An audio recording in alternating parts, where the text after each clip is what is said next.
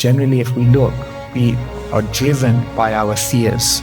So the fear paradox tells us that actually your greatest fear contains your greatest potential. And therefore the most progressive and brilliant people in the world are the people who learn to become comfortable with the uncomfortable.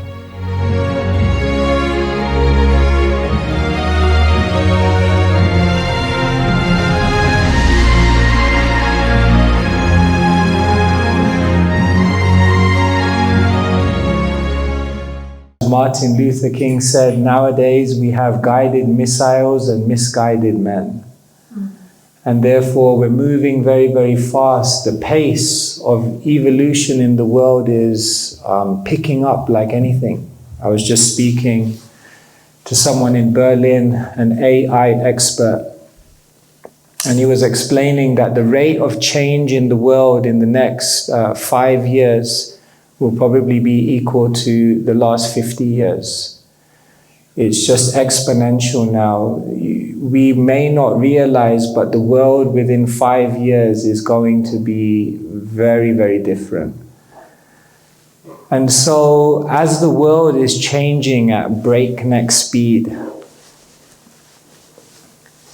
it pays to step back away from all of the busyness, all of the seeming advancement, and ask ourselves, are there other things that we also have to be focusing on in order to ensure that we find the inner happiness and the inner quality of life that everyone is searching for? I often tell the story of a group of friends who checked into the penthouse suite in New York for their annual holiday. And after checking in, they all decided to come out of their room on the 100th floor of the Hilton and explore the Big Apple. And so they did. Then they came back to the hotel room at about 4 a.m. in the morning, thoroughly exhausted. And as they walked into the lobby, they had the shock of their life because they saw a sign, lift out of order. Now, when you're on the 100th floor, you may be in the penthouse suite, but if the lift's out of order, that's a bit of a bummer. So they said, what to do? We have to bite the bullet. We have to climb the stairs. And so they began climbing the stairs. The 10th floor, the 20th floor, it was excruciatingly slow. And so one of them said, maybe we should start telling each other some stories to speed up the process. So they did. They reached the 80th floor and they looked at one of their friends and they said, you haven't told any stories yet. You're surprisingly quiet. He said, you don't want to hear my story. It's a tragic story. I said, no, probably make it go quicker. Tell us, please. He said, my story is that we checked into the hotel room on the 100th floor. We came back, the lift was out of order, we started climbing the stairs, we're on the 80th floor, but we left the key at reception. I think they were about to throw that person out at that point, out of the building. Climbing higher and higher and higher, economically, technologically, social infrastructure, entertainment technologies, higher and higher. But have we forgot the key to happiness somewhere more fundamental? The ancient sages tell us that this is what we have to always question. We're bombarded in a world where we're told success is this, this, and this. But they say the worst type of success is when you fulfill all of your goals and then you realize they were somebody else's goals. And so we're all here and we all have a collective wisdom in terms of our own experiences of life. And so this space that we have, the sacred shell, and this opportunity that we have in this small city where so many conscious change makers have come, is an opportunity to share those ideas. And I started today by talking about this poem, The Paradoxes of Our Time, that this young girl wrote. And recently, with the turn of the year, I've been thinking of some paradoxes that I've experienced in my own life.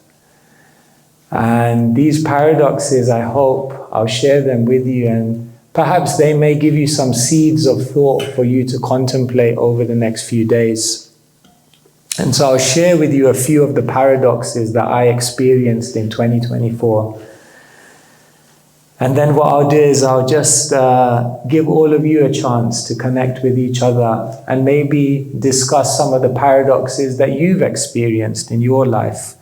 And then maybe we can come back together and just share with each other, which might be a good opportunity for us to get our thinking going as we try to absorb new ideas in the coming days.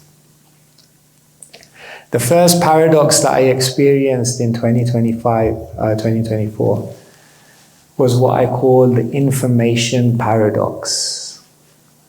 And what's occurring to me more and more nowadays is that sometimes the more information you have, the less you actually know.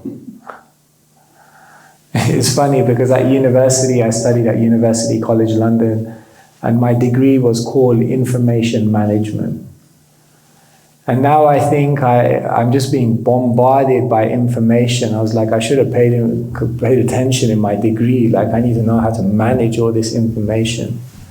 It's said that the average person in the world, as they go through a day in a modern city, you know how much information the average person processes in gigabytes? 70 gigabytes of information. That's how much the average person has to process as they walk through this civilization, because at every moment we're bombarded by so many different things. And therefore, information is actually incredibly dangerous, because information, number one, can be the biggest distraction in the world. Information, number two, can be highly manipulative because you don't know the source of the information and what motivation is behind that information, and it's highly influential. And information is also incredibly dangerous because of the widespread problem in the world we're living in today of misinformation. And therefore, in this age, the information paradox tells us that the smartest people in the world are not the people who try to absorb the most information, but rather what they're doing is they're very selective in their information, and they try to access information which is of a high quality, a high purity, and a high resonance with their deepest aspirations. And so the information paradox is something we can all think about, because if we don't understand this, what can end up happening is we can drown in the information of the world. So number one, the information paradox. The more information you have, the less you may find you know. The second paradox I want to share with you, I call the fear paradox. I experienced this very strongly actually in 2024. That the thing in our life that we fear the most is the thing which actually carries the greatest potential.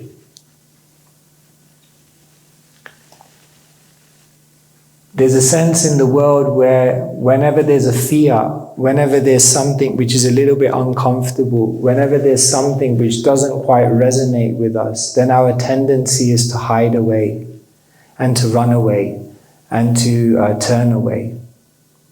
But sometimes that fear is limiting us from a potential that we have. And therefore, it's very interesting in the Bhagavad Gita, which is the main Sanskrit book that we access for wisdom insights, it said that Krishna, who's the speaker, his very first teaching in the Bhagavad Gita is don't fear, and his very final teaching in the Bhagavad Gita, in the final chapter, is don't fear. And one of the commentators, he gives the explanation that the basic emotion or human experience of every single soul in this world is one of fear. Fear is overshadowing most people's existences. And therefore, if we look at so many of our decisions in life, we make them out of fear. Nelson Mandela once said, "May your decisions in life reflect your dreams and not your fears." Generally, if we look, we are driven by our fears. So the fear paradox tells us that actually your greatest fear contains your greatest potential. And therefore, the most progressive and brilliant people in the world are the people who learn to become comfortable with the uncomfortable. They say a fearless person is someone not who doesn't have any fears.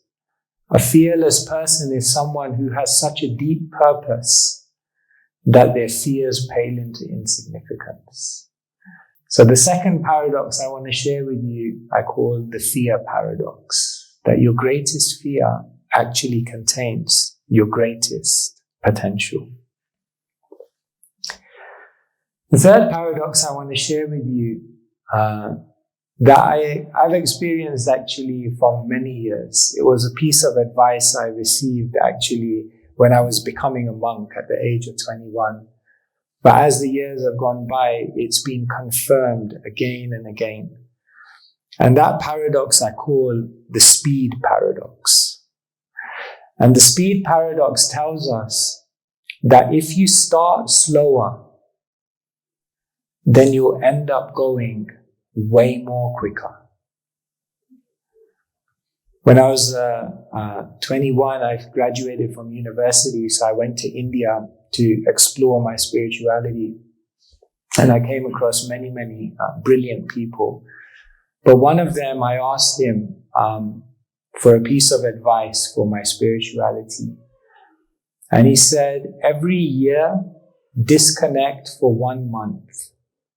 Every month, disconnect for 1 day. And every day, disconnect for 1 hour. Welcome, welcome. Yes, you can. And he was making the point that when we turn away from the activity of the world, the constant activity, and when we just take some time to go slower, then what happens is in that readjustment of our lifestyle, where we embrace silence, where we embrace stillness, where we embrace solitude, then in that seeming low profile part of our life, we actually generate an energy, we generate a strength, we generate a wisdom, which then allows us to go out in the world and function on a much higher level. And so the speed paradox tells us if you start slower, then you end up going faster. And what this specifically refers to is an ancient Eastern principle of living, whereby the first hours of the day, while the sun is rising, are the most powerful hours of the day. They say when you rise with the sun is the source of all energy in the universe. And so one who rises with the sun becomes energized as the universe is becoming energized by the sunlight. It's said that the sun expands our creativity. The sun expands our productivity. The sun expands our effectivity. So therefore, what we do is that when we begin the day, we begin slow. We begin not by interfacing with the world, but we begin by retreating away from the world. Therefore, many monks take the vow for the first 5 hours of the day not to look at any devices, not to answer any messages. Many of them even take the vow not to speak to anyone or think of anything they're going to do during the day. They simply go slow and they work on the inner world. And then after that period of contemplation, they emerge in the outer world much more empowered to make an impact. The speed paradox. The slower you go, the slower you start, the faster you can go. Another paradox that I want to share with you is very interesting paradox. And this paradox I call the Persuasion Paradox. That sometimes by talking less, you can actually say much more. We live in a world in which there's so much communication, so much exchange of ideas and messages. But what happens is that the quality of our communication is severely affected. Socrates, he says, fools speak because they have to say something. Wise people speak because they have something to say. And therefore we live in a world now which is just so over-communicated. And it's said that people communicate so much, over-communicate. And what happens is that the power of their words severely declines. The value of their words lose their effect on other people. And so, in this age, choosing one's words wisely, speaking less, sometimes you can end up saying more. In the ancient Bhagavad Gita, there's a beautiful Sanskrit verse. Anudvega karam vakyam satyam priyam hitam chayat swadhyaya bhyasanam cheva vanmayam tapa uchyate. Krishna talks about how you raise the volume of your words by raising the value of your words. And he says words should be satyam, truthful, priyam, pleasing, and hitam, which means beneficial. This is almost a speech filter that each one of us can employ in our lives before we put communication out into the world, to ask ourselves, is it true? Is it pleasing? And is it beneficial? And if we were to put many of our words through that filter, maybe many would not pass. And therefore, one of the monks used to say to me, if all the words you said today were written over your body, would you still look beautiful? So it's very powerful. Our words are having such an effect on other people's consciousness and ours. And so the persuasion paradox is the paradox that sometimes you say more by talking less. There are many more paradoxes, but let me give you one final one. And then I'll ask you all to break up and maybe share with each other some of the paradoxes that you've experienced in life.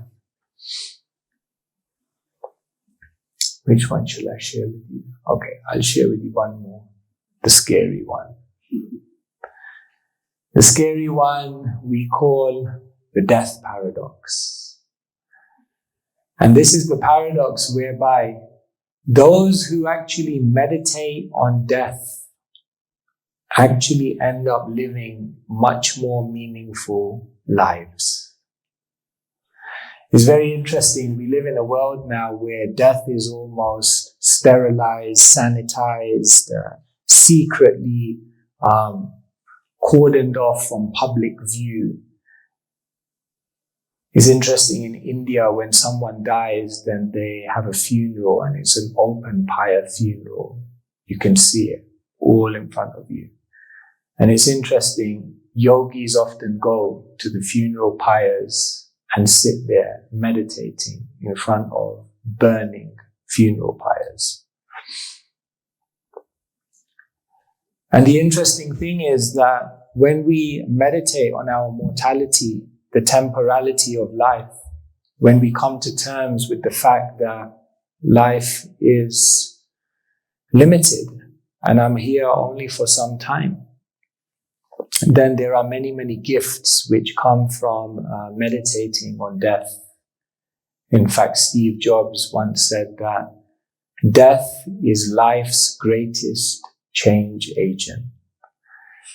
In other words, he made the point that when we remember the temporality of our time here, we reorder our priorities, we gain more clarity as to what's really important, we develop humility in the face of death, knowing our own powerlessness.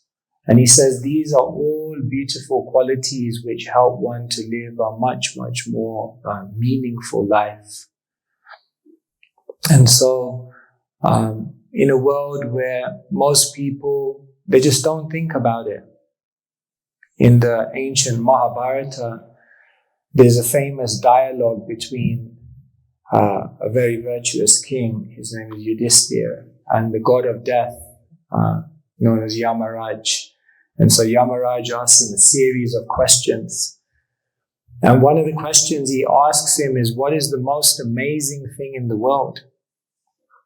And Yudhisthira's answer is kind of like, it's a historic answer that's referenced again and again. In Sanskrit, he replies, Ahani ahani bhutani gachanti hayamalayam sheshastavanamichanti kimascharya mataparam. He says, the most amazing thing in the world, every single day, people around me are dying. Sheshastavanamichanti, but I think I will remain here forever. Leo Tolstoy once said, I know everyone has to die, but I thought an exception would be made in my case. No. The most amazing thing is that every day I see people dying, but I almost live in blissful ignorance of my own mortality. Kimascharya mataparam, what can be more amazing than this? And so, sometimes what the monks do is they even meditate on their own funeral, and they visualize the person giving the eulogy of their own life, and they try to meditate, what would I want that person to say? How would I want to be remembered? And in the face of death, it helps us bring so much more clarity into our life. So this is the death paradox. By thinking about death, one can actually live a much more meaningful life. So like this, when we begin to think about these paradoxes, then we realize there are alternative approaches to life. There is a counterintuitive way to actually be much more powerful in unleashing your potential. And so this is what we're here for, to discuss such ideas. So this evening was not just going to be me speaking. So what we thought is a good opportunity for all of us to connect and kind of get to know each other, because maybe all of us in the room don't know each other. And so perhaps I could ask all of you in the room to find someone you've not spoken to before or you don't know very well, and maybe just introduce yourself to that person. And maybe you could each share with each other a paradox that you've experienced in your life of the world that we're living in. I gave you a few examples: the information paradox, the death paradox, the speed paradox, the fear paradox, the persuasion paradox. So you can think of something that you've experienced in your life, a counterintuitive approach that maybe many people may have missed. And if you can share that with each other, and then we'll just kind of feedback and hear from everyone. And I'm sure there's a lot of collective wisdom in the room. Does that sound okay? Yeah? You okay to do that? So you can stand up, shuffle around, turn around, and try to find someone you've not spoken to before, and tell us some paradoxical thing you've seen or experienced in the world. Please go ahead. All right. Maybe we can ask you all to come back.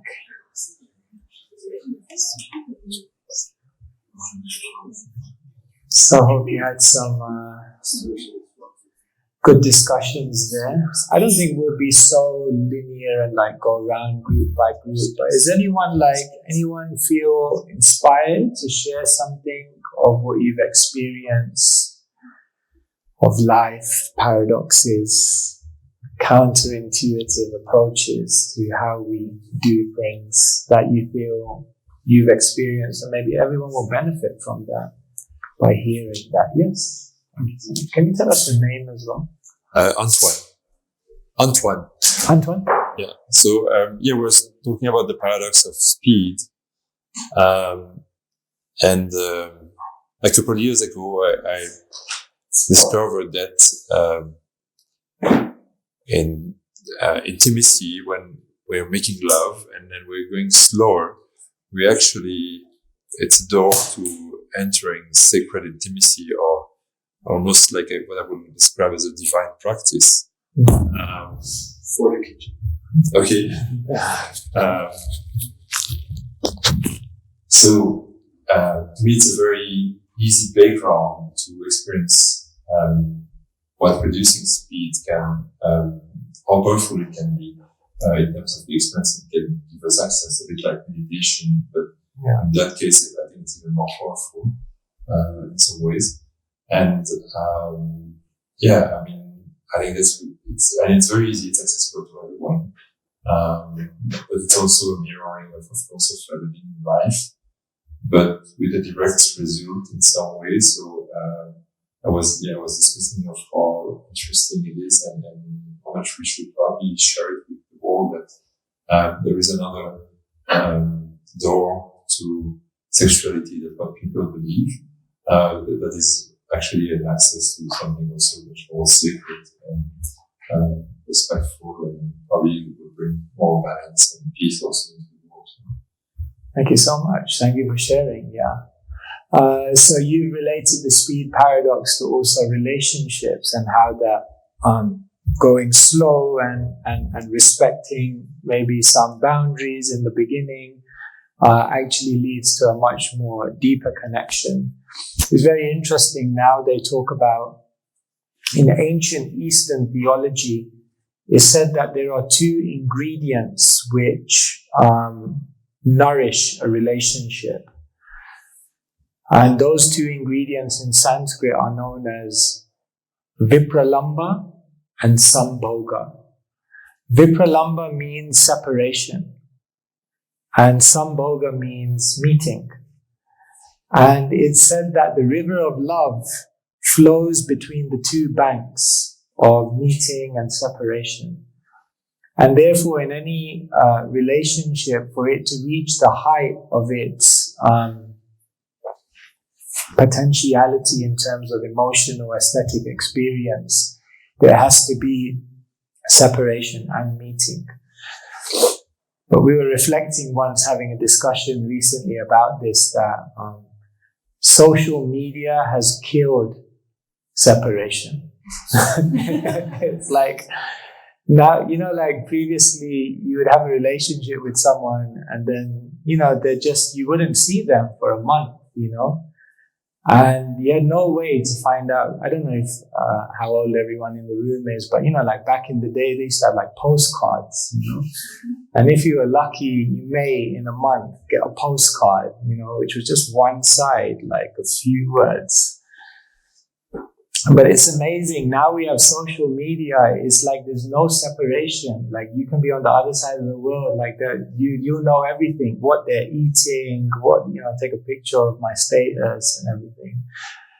And we're reflecting on how it's become so unnatural that there's so much more connectivity, but less and less actual intimacy, because going slow and having some separation and having boundaries actually is also part of coming closer. Such a nice point. Thank you so much for sharing. Anyone else like to share?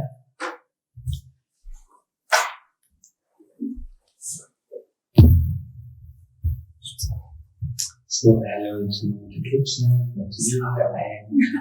I'm really with this mix of, I'm so smelly and like I want my shower and I'm so hyper, like from the coffee, the no sleep, the networking in the train.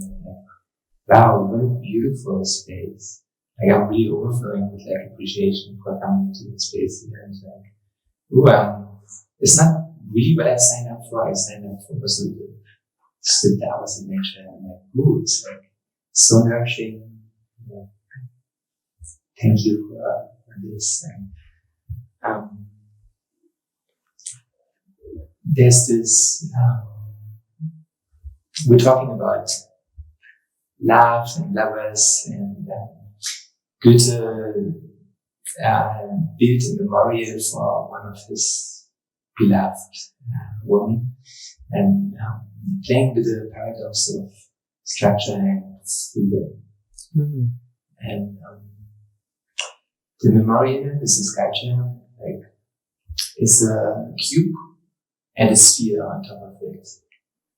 And in some way, it can invite you to think like, you need to have a foundation and then you can roll around in this way.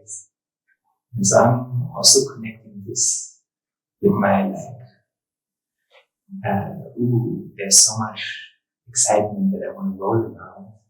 And there's a special structure also holding. Which is a foundation. Yeah. Such a nice point, yeah. Yeah.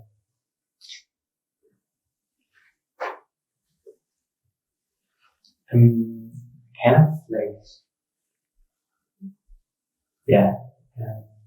finding the showers.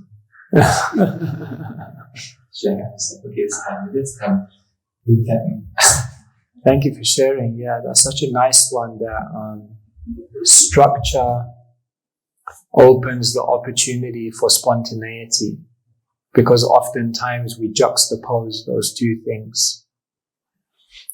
An example we often give is that if someone doesn't know how to play an instrument, then in the beginning you got to sit there like and it's really annoying. It feels really mechanical. But the idea is, if you go through that initial mechanical sense of learning all the notes, then what happens at a certain point is, once you know all the notes, you can just close your eyes and you can pour your heart out. But if you never took the time to learn music, if you never took time to have that structured approach, then your ability to be spontaneous may be severely limited. For example, a poet may want to share so many things from their heart through their writing. But if they never took the time to learn grammar or spelling or punctuation, then they may feel themselves limited in their ability to express themselves. So this is a very, very important, super important paradox that you've raised, that structure and spontaneity are not opposed. but they're actually interrelated. Even in the spiritual discipline, we practice the path of bhakti yoga, which is the yoga of love. And love is spontaneous. But it's interesting that on the way to spontaneity, there's a stage of the spiritual process known as sadhana, which means a regulated practice. And someone may think, how can love be regulated? But there's a sense that regulation opens up the real opportunity for freedom. So, structure and spontaneity. Nice one. Thank you so much. Yeah.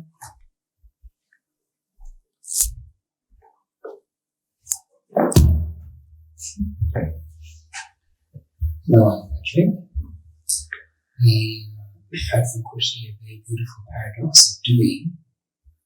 So, she was expressing, I think we were supposed to. No? Yeah, sure. That sometimes in not doing, more happens than if we are so passionate trying to make it happen. So the wisdom of constructive idealism almost. I found it very beautiful because I know this in myself that chasing something either outside of me, like love, for example, the love for myself is inside of me for me, or love for God, or I talked a bit about the paradox of shelter, finding shelter inside instead of under Donald Trump or whoever else promises us safety and security. And this whole thing of not chasing, but of finding our center, and we become like this mountain, so to speak, then things can come to us also, and we can respond. Beautiful. And sometimes if we're chasing from all over the place, we may overlook what is with us already, or what is coming to us, because we're not home, we're not there. And the post package is coming, but nobody's there to receive it, because we're somewhere out, I'm somewhere out. So it's very interesting and inspiring. Yeah, that's beautiful. Yeah. Sometimes when you stop looking, you start finding. It's like paradoxical.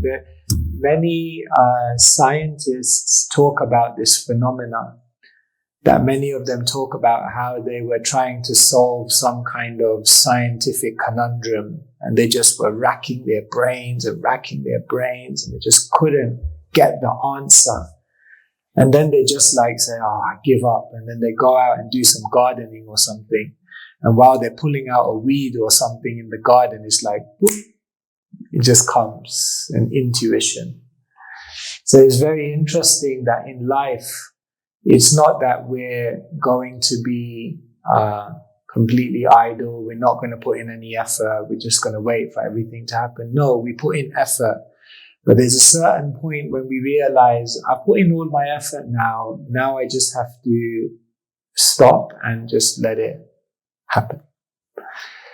And so that's such a beautiful one, that sometimes there's a sense in which we have to stop looking, and then in that detachment and in that freedom from trying to force something, we actually allow it to naturally manifest in its most beautiful way. Thank you. Thank you for sharing. A few more? Yeah.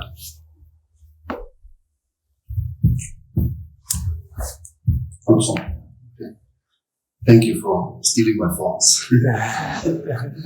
But I can still connect maybe my other paradox related to this topic about chasing happiness. Like my whole life, trying so hard to be happy in all kinds of ways. All these years, realizing that the more we try to find the happiness in the outside, and even though we get everything we need, everything we want, there's still this hole inside. Yeah. And turning it around, when we stop looking at the outside, when we realize we don't need anything to be happy, to be fulfilled, to be complete, because we already are as a spiritual being, then happiness is all of a sudden coming. Yeah. And to be happy, it's not something we can buy, we can achieve or get. Like happiness is just our choice, just to be ourselves. So we all need to be happy. I don't know if this makes sense. Yeah, no. So the paradox. Yeah. When you stop being happy, you actually find, or stop looking for happiness, similar, and you actually find it. Yeah. In the ancient Sanskrit text known as the Bhagavad Purana, the Bhagavad Purana is a very beautiful text. It's an anthology of different stories of a cosmic history of individuals who gave their heart to divinity. And one of those characters, he's a young boy, his name is Prahlad. And he's only 5 years old, but he's incredibly wise. In that story, it's mentioned that we're carrying wisdom from previous existences as well, and therefore some people just come into this world with immediately a very evolved consciousness. And so he says in this very beautiful Sanskrit verse, Sukhaya Dukhamokshaya Sankalpa Iha Karmina. He says, one is happy so long they don't look for happiness. The moment they begin searching for happiness, their misery begins. And so it's an interesting verse because one may think, well, if you're not driven by the search for happiness, what drives you?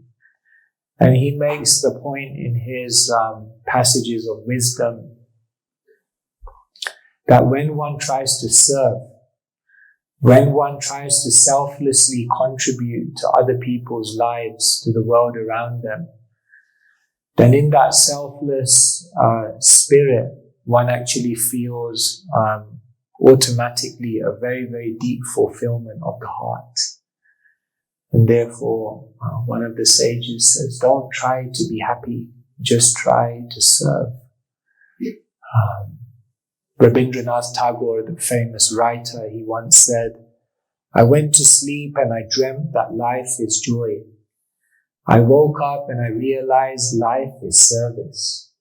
But then I began serving and I realized service is joy. It's very beautiful. So yes, happiness paradox. Thank you for sharing. Appreciate it. I think maybe we have time for one or two more if anyone would like to, if anyone's eager to share. No pressure if you'd like to. We'd benefit from your collective wisdom. Thank you so much for sharing, especially the death paradox, because it's, I feel it's essential every day to really be aware of that fact. Yeah. And also to make the best out of that experience we are here just right now. And I was speaking with Lo about a little similar, but it's like the control paradox. The more we try to control something, the less it's going to happen. So Yeah. it's like, because I'm like, yeah, okay. Of course, reflecting on things that are happening. And I found out that especially in my life, the more I just open up to what it's meant to be, it's just happening, that's fine. And that's a service. That's a service I'm here to be a vessel for them, without controlling the outcome. And the more I control and I hold, it's not happening. But yeah, that's also something I would like to put in space for the week, like because some are out already made their experience, beginning experience. That is that more that really feel of serendipity, where we are really are not confronted with the fear of missing out something, or I'm here to chase the investors or whatever. No, it's not that. It's really the feel beyond control. And I think if this inner process is done and this is happen, it can happen. It will. So yeah, I'm so just happy to experience more how this will unfold for every one of you, because we're here to have the container of unfoldment, unfolding, and the inner processes are just a side effect of it. It comes, like the healing part, let's say that. But ultimately, we're here to be guided, and the more we don't take that control too, like think, oh, I need to go to this event and this event and this, like go down the list, the more we will, experience true guidance if we start listening. This week is about listening also. Yeah, thank you so much. Yeah, not trying to control. And it's very interesting. I mentioned the Bhagavad Gita today. And when Western scholars turned to the East and looked at the Bhagavad Gita, it's interesting that if you analyze what they drew from the Bhagavad Gita and what they focused on, one of the main teachers of the Bhagavad Gita, which fascinated Western scholarship, was the idea of karma yoga. Karma yoga is basically the concept or the kind of model of activity that Krishna gives in the Gita of detached action. That when you actually act in this world and you're completely detached from the success, then actually you maximize your opportunities for success. Because what happens in the world is that when we're so focused on the result, then what happens is that when we obsess about the success, then what happens is we forget to focus on the process. And so what we tell people is that don't obsess about the success, just focus on the process. And therefore, what Krishna does in the Bhagavad Gita through this concept of karma yoga is he says, instead of placing the measure of success in the result, what you instead do is you place the measure of success in your effort, your endeavor, your intention, your attitude. And once you've invested the totality of that, regardless of what the outcome is, it's already a success. But the most counterintuitive and amazing thing is that the moment you don't care about the success and you focus on the process, you naturally maximize the success without even trying. So it's a very profound teaching because, this is linked to another paradox I was going to share called the failure paradox. And the failure paradox is the idea that those who fail more actually become the most successful. And how can you become okay with failure when you don't judge yourself by a result? One, the karma yogi, the detached worker, knows, regardless of a failure of outcome, if I put the best of my effort in, it's not a failure. And therefore, the greatest change makers in the world are totally okay with failure. And by being okay with failure, you actually expand your success to unlimited amounts. So, thank you for sharing. One last one. Anyone would like to share a paradox? Shall we end there? The harder you try to remember, the harder you try. What was the paradox just before and failure paradox? You said so beautiful. The persuasion paradox. The less you say, the more you. The success paradox. The success paradox. Jesus. Yeah, I just had this story, it's also we are in this web. We are in a web together, and so I wanted to bring someone here, and I really wanted to bring her here so she could succeed with her project. And so this tapped really into what you were saying. Oh, okay. Oh, right. About your success. I'm not coming. And then the first conversation I had in the train was already the success that she got without putting that. Right. Just her effort. Yeah. So I was trying to write down how you had formulated this language that had so much music in this way. I was okay, the harder I try to remember, the less I can. Okay, I see, right. Yeah. Thank you so much. All right, yes. Would you mind just to touch on the topic of FOMO? FOMO. Do you want to say more? What context? Like, what aspect of FOMO?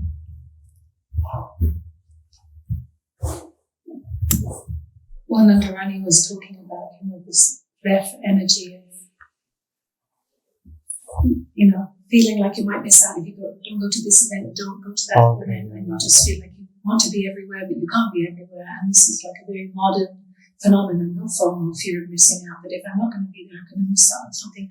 But then I want to be there as well, and because we've been given so many options in this modern age. Yeah. And I've noticed in myself in more recent years how that had affected me, and how when I chose to step back from that, how much more present I could be actually, and I realized how much I was missing out by trying to have it all. Yeah. Actually, this is another paradox. Unlimited paradoxes, but another paradox is that sometimes the less options you have, the better decisions you make. The whole world is moving in a direction where they think success and happiness comes from having every single option available at your fingertip. In other words, people's measure of a successful life is that I can do anything. All the options are available in front of me. And because all the options are available in front of me, clearly I'm going to make the best decision and I'm going to have the best life.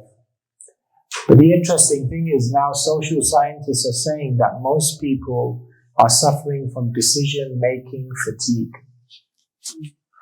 What happens is there's so many decisions to make, even over small, insignificant things, that people's minds are so bombarded, and when it comes to making significant, important decisions, they don't have any energy left anymore. So it's like, what am I going to wear? What am I going to eat? How am I going to get there? And then it's like, what's the goal of life? Oh, I don't have any energy left to answer that question. It's so funny. So sometimes, even CEOs, Warren Buffett, he says this, that when he needs to make really important business decisions, then he has like a mountain house that he goes up to. And he says, I go up there for a weekend and I take like one change of clothes and I eat muesli and cookies. And he says, I just do it like for the whole weekend, because when I save my headspace, not having to make all these small, unimportant decisions, then I just have so much more clarity of thought, presence of mind. So this kind of idea of fear of missing out and wanting to be everywhere and wanting to experience everything is actually one of the illusions of the ages, because sometimes they say we were nowhere and then we technologically progressed and we got somewhere, and then our technology meant we're now everywhere, and because we're everywhere we're constantly elsewhere, and because we're elsewhere we're practically nowhere. And perhaps that's the trajectory of life. We were nowhere, we got somewhere, we ended up being everywhere, but now we're constantly elsewhere and practically we're nowhere. Sounds like a rap song. So, this fear of missing out, wanting to be everywhere, is just, and then you end up nowhere. Like one of those movies. Did you ever watch one of those movies where the video and the audio was out of sync? Like, weren't those movies annoying? And our life is like that. We're kind of like here, but we're not really here. It's like we're out of sync with. So fear of missing out. Anyway, I don't want you to have the fear of missing out on the evening meal. So I think it's 7:30. So a busy few days. Hopefully a nourishing few days coming up. So thank you so much for being here this evening, for being open-minded, your presence, your attention. Hope to connect more over the coming days. Let's see what happens in this beautiful energy field.